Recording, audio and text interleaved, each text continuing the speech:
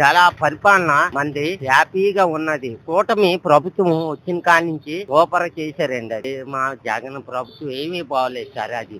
ఈ కూటమి వచ్చాక పవన్ కళ్యాణ్ నెక్స్ట్ చంద్రబాబు నాయుడు వచ్చాక ఇప్పుడు హ్యాపీగా ఉన్నది. ఏంటి అనకూడదు గాని కూటమి ఏంటంటే మనకి తల్లికి వందనం అది కాక ఎటు ఇచ్చాడు తెలుసండి.